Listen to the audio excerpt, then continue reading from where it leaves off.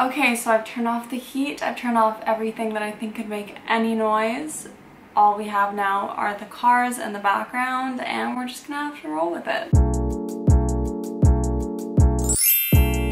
Hello my loves, welcome back to another video. I hope you're having an amazing day or night or whenever you're watching this. If you're new here, welcome to the family. So happy to have you here.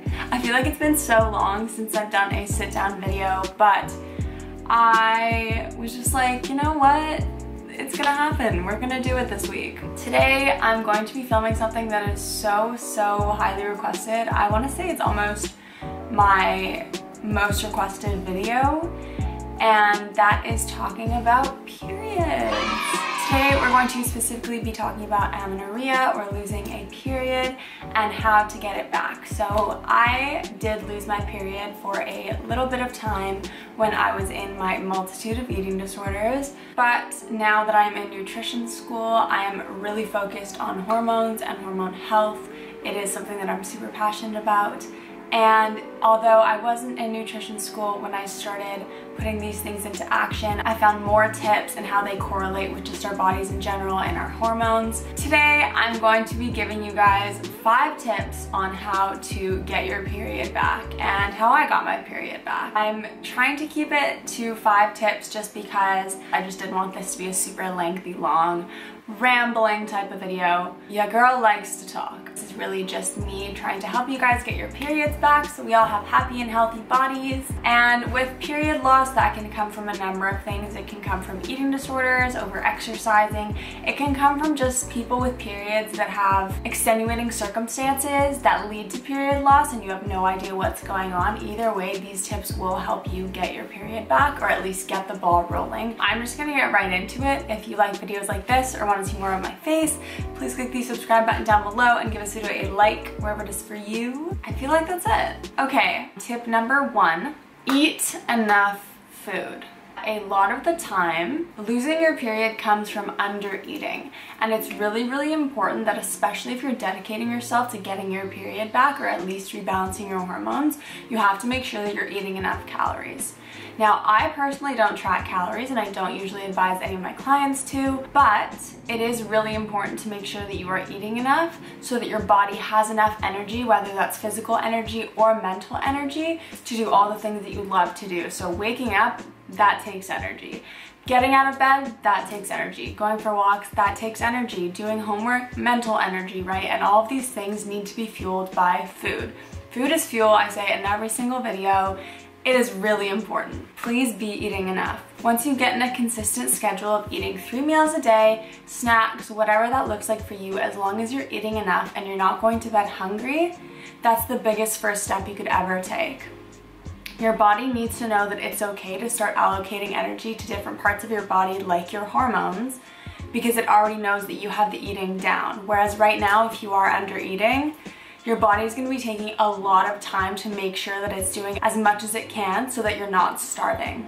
Please eat enough, no matter what. Honestly, even if you're not trying to get your period back, please eat enough. That is so important and vital for our health and our body's health and our brain health and everything, right? You want to make sure you're eating enough, period. Tip number 2, eating a balanced diet. And I hate the word diet. I think that it's been oversaturated by diet culture and all of that. In this case, I just mean the way you eat, or what you eat. So along with eating enough, you want to make sure that you're actually eating a variety of foods, not just the same foods every day. And I know that it's so easy to stick with safe foods, or foods that make you feel less anxious. And while we do want to reduce that stress, making sure that you're eating a balanced plate every time you sit down is so important for our health. The biggest thing to look out for is making sure that you're getting enough fats. Healthy fats are so beneficial for so many things, but especially for hormones. So focusing on omega-3s and omega-6s are really great for rebalancing your hormones, and that basically just includes anything like avocados, salmon, nuts and seeds, eggs, anything like that that just has a healthy amount of fat. And I know that there's been tons and tons of diets out there that tell you to cut fat out or go high fat, low carb, and that's not at all what I want you to do.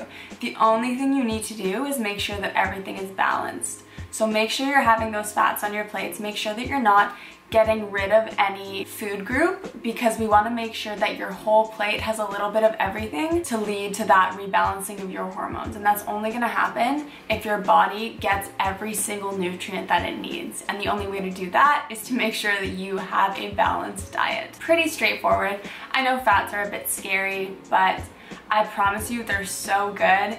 And not only are they good, but they're super, super, super important when it comes to rebalancing hormones. Tip number 3, I actually haven't heard a lot of people talk about this, but we talked about it a lot in my hormone health class in nutrition school, and that is that having a healthy liver can actually lead to healthy hormones.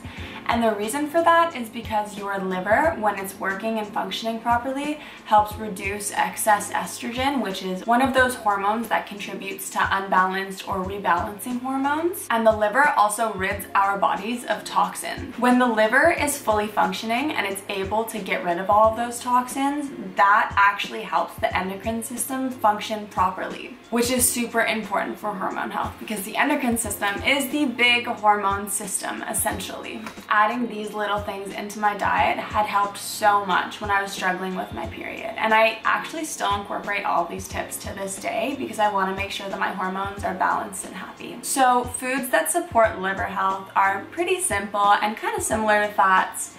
Eggs, lemon, leafy greens, beets. However, if you are very serious about this, that also includes lowering your alcohol consumption. I think it goes without saying, but alcohol and the liver are not really best friends. Tip number 4. This one is going to upset a lot of you, I'm sure. And honestly, this one was the biggest one that helped me.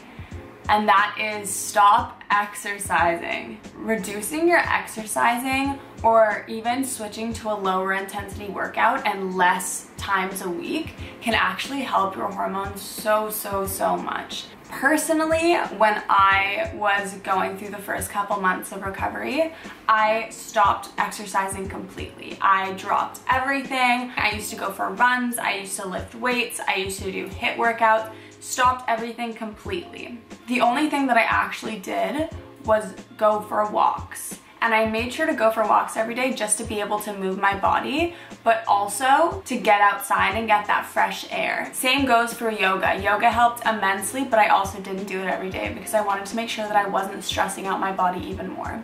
Exercise in moderation is great for your body. Movement is amazing. It helps de-stress, it helps energize you, it releases endorphins. It's honestly great. But if you're over exercising, the amount of stress you're putting on your body is so big that it can't cope with it. And the only way to cope with it, same thing with the under eating, is to shut down those systems that it doesn't need or that aren't essential. And obviously those are your hormones, because when you're over exercising or you're under eating, your priority is not baby making. So it picks the one that they need the least and gets rid of it, which is why a lot of people lose their periods. And that's a very oversimplified version of what happens, but just so you guys can get an idea of what's actually going on in your body and why you are losing your period. If you don't want to completely stop, what you can do is start switching to lower intensity movement. So try a 15-minute Pilates workout instead of an hour of craziness. I can't even say that without laughing, because I just have not worked out for an hour in literally a year, so I can't even imagine. But switch to a lower intensity workout and try and cut back on the amount that you do. So instead of working out 4 days a week, work out 1 to 2 times a week. So you're still getting that movement, and you can still do walks in between, yoga in between, whatever you want. But make sure that you're cutting down on how much you do it so that you're not actually over-exercising and over-exerting your body. The last tip, and tip number 5, kind of goes hand in hand with what I just talked about. So over-exercising is really stressful in the body, yes. But another big component to losing your period or having unbalanced hormones is stress. And stress plays such a big part in our lives, and I'm sure all of you know that. If you're stressed, it can contribute to stomach issues, you can have headaches, however that manifests for you. But a really big thing that happens, and a really common thing with stress, is it affects your hormones. And whether that's physical stress, emotional stress, or mental stress, it all affects you the same way because your body cannot tell the difference between you seeing a bear and you having an anxiety attack. Essentially, with stress, there's a part of your brain called the hypothalamus. The hypothalamus will send hormones to another part of your brain called the pituitary. The pituitary is responsible for getting those hormones and then signaling to your ovaries that it's time to start menstruation. And when your ovaries know, then that's when your uterus knows and you get your period. To kind of make it simple. The issue with stress is that when your body is stressed or your mind is stressed, your brain produces something called cortisol. And cortisol is pretty widely talked about, I think, everywhere, but cortisol really affects almost every process in your body. If you are stressed, that cortisol in your brain is gonna stop those signals from being sent to the rest of your body. So your body's not gonna know that it's time to menstruate, which leads to a delay in your period, a missed period, something like that. But if you are in a constant state of stress, which I feel like a lot of us actually are, or at least I am most of the time, high amounts of cortisol and always being stressed kind of come hand in hand, which in turn just leads to absolutely no period because you're constantly blocking your brain from sending those signals to the rest of your body. Bottom line is just do something to de-stress you, whether that's 5 minutes of journaling or an hour-long meditation session. The less pressure, the better. But whatever that is for you, do it. It's honestly a win-win. Who doesn't want to de-stress? That is it. Those are my 5 tips. If you try any of them, please let me know in the comments, or if you have any more, I will definitely make a part 2 to this. If you guys want to, just let me know in the comments. Thank you so much for watching. I hope you enjoyed. If you liked the video, please give it a like and subscribe for more content. I post every Monday and our community is really great, so stick around. I am sending you all the love in the world and praying that you all get your periods back. I hope you have an amazing week and I will see you in my next video.